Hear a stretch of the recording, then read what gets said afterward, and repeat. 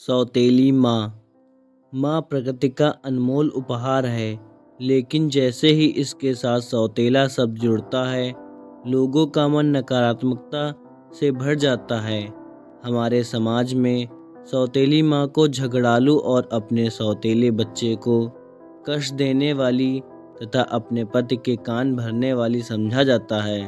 लेकिन इस रंगीन दुनिया में रिश्ते निभाने वाले पर निर्भर है कि वह उसे कैसे निभाते हैं। दोस्तों, यह कहानी एक सौतेली माँ की है, जिसने अपने प्यार की ऐसी मिसाल पेश की कि लोगों की सौतेली माँ के प्रति सोच ही बदल गई।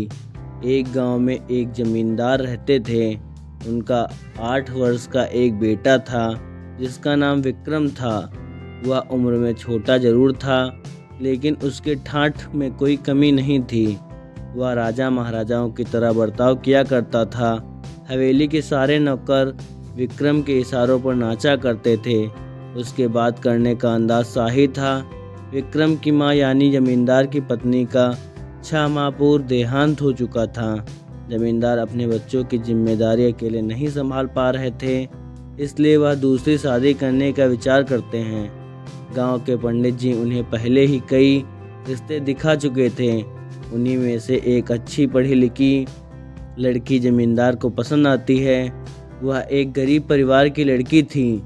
उसके पिता अपनी बच्ची के भविष्य के लिए एक बड़े घर में रिश्ता करना चाहते थे, और जमींदार एक बहुत बड़े हवेली का मालिक होने के साथ साथ कई तरह के कारोबार का भी मालिक था। जिसे देखकर लड़की के पिता एक बच्चे के बाप से अपनी बेटी की शादी करने को तैयार थे। दोनों की उम्र में लगभग 12 वर्ष का अंतर था। पंडित जी अच्छा मुहूर्त देखकर दोनों की शादी बड़ी धूमधाम से करवाते हैं। गांव में जमींदार की बहुत इज्जत थी, इसलिए शादी में पूरा गांव शरीक होता है। बारात में जमींदार का बेटा विक्रम भी घोड़े में बैठा होता है। वह देखने में बहुत सुंदर था। बारात में सभी उसे देख रहे होते हैं, लेकिन विक्रम को अपनी नई माँ से मिलने की जल्दी होती है। बारात में सिर्फ वह उन्हें देख पाया था, अब वह उनसे मिलने का इच्छुक था। पहली बार अपनी सौतेली माँ के घर आते ही विक्रम उनका राजसी स्वागत करता है। वह भी आते ही विक्रम को प्यार से गले लगा लेती है। जमींदार की नई पत्नी स्वभाव से बहुत शांत और सुशील थी। वह विक्रम को देखकर खुश हो जाती है। विक्रम बहुत प्यारा बच्चा था, इसलिए वह पहली नज़र में उसे अच्छा लगने लगता है। वह विक्रम को एक सगी माँ की तरह प्यार करने लगती है।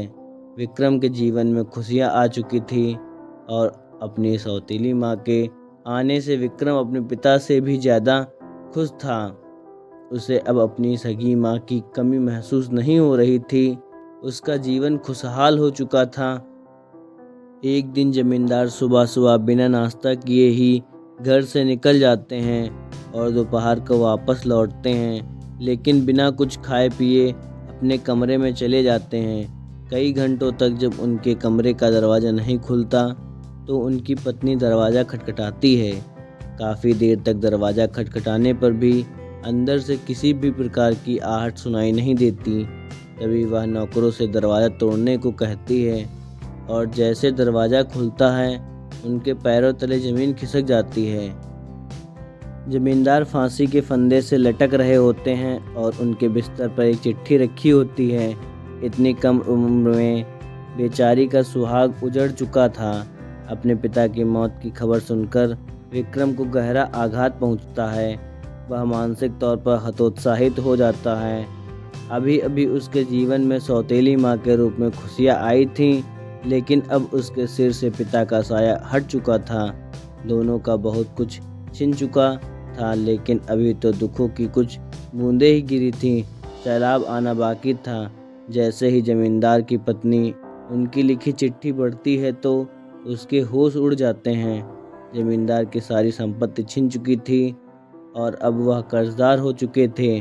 दरअसल उन्होंने एक प्रोजेक्ट में बैंक से लोन लेकर बहुत बड़ा निवेश किया था, जिसके लिए उन्होंने अपनी सारी ज़मीन जायदाद गिरवी रख दी थी।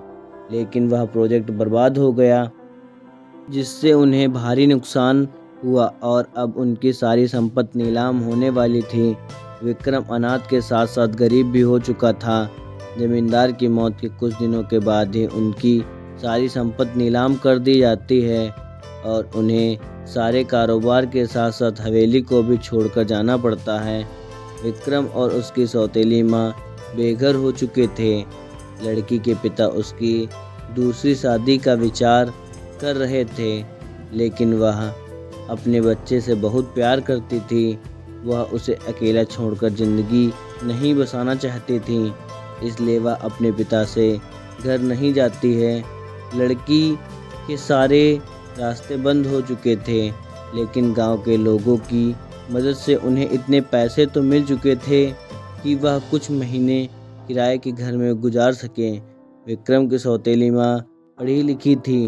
वह शहर जाने का फैसला करती है और थोड़ा बहुत सामान लेकर अपने बच्चे के साथ बस से शहर चली जाती है और शहर पहुंचकर वह एक झुग्गी झोपड़ी में कमरा किराए से लेती है और वहीं अपने बच्चे के साथ रहने लगती है। घर का खर्च चलाने के लिए वह गली गली खिलौने बेचने का काम शुरू कर देती है और उसी से अपने बच्चे का गुजारा करने लगती है। विक्रम को गरीबों वाली ज़िंदगी पसंद नहीं आ रही थी। उसे खाने को 2 वक्त की रोटी तक ढंग से नसीब नहीं हो रही थी। कई बार विक्रम को कचरे से खाना उठाकर खाना पड़ता है। विक्रम के सारे ठाठ जा चुके थे और वह अपनी बेसहारा माँ के साथ शहर में दर दर की ठोकरें खाने आ चुका था। धीरे धीरे उसे गरीबी में जीने की आदत होने लगती है। विक्रम को जो मिलता वह वही खा लेता। विक्रम को रह रहकर अपने पिता की याद आती है, क्योंकि पिता के राज में उसे 56 भोगों से सुशोभित भोजन प्राप्त होता था, लेकिन आज वह एक एक निवाले के लिए तरस रहा है। एक दिन विक्रम रास्ते में किसी से खाना मांग रहा होता है। तभी रास्ते से गुजर रही कार में बैठा एक व्यक्ति उसे पहचान लेता है, क्योंकि वह कई बार विक्रम के पिताजी से मिलने हवेली जा चुका था। वह विक्रम के पास पहुंचकर अपनी कार रोक देता है और गाड़ी से उतरकर विक्रम से उसके हालातों की वजह पूछता है। बड़े दिनों बाद विक्रम से किसी ने उसके हालातों पर चर्चा की थी। अचानक विक्रम फूट फूट कर रोने लगता है। वह उन्हें अपना समझकर सारा दुख बयान कर देता है।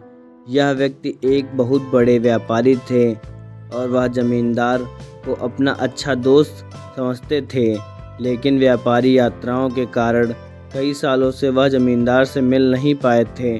जैसे ही उन्हें जमींदार की मौत का पता चलता है तो उन्हें भी बहुत बड़ा झटका लगा। वह विक्रम से कहते हैं, तुम लोग इस समय कहाँ रह रहे हो बेटा?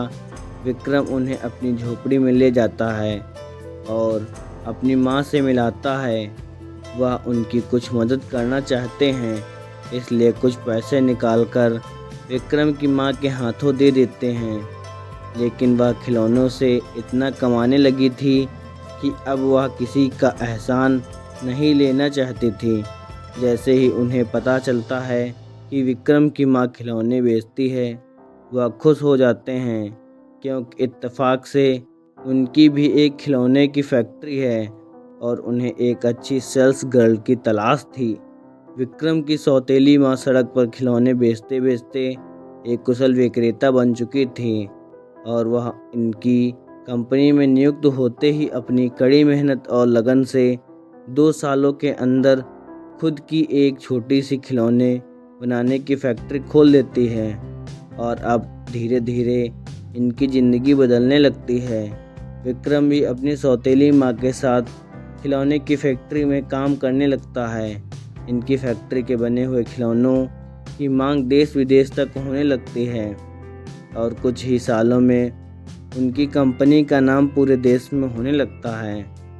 और कड़े संघर्ष के बाद जमींदार की पत्नी एक अरबपति महिला बन जाती है। उन्होंने अपने बेटे के लिए फिर से वही ज़िंदगी लाकर रख दी थी जिसकी उन्हें आदत थी। विक्रम अपनी सौतेली माँ के त्याग और मेहनत का एहसास नहीं चुका सकता था।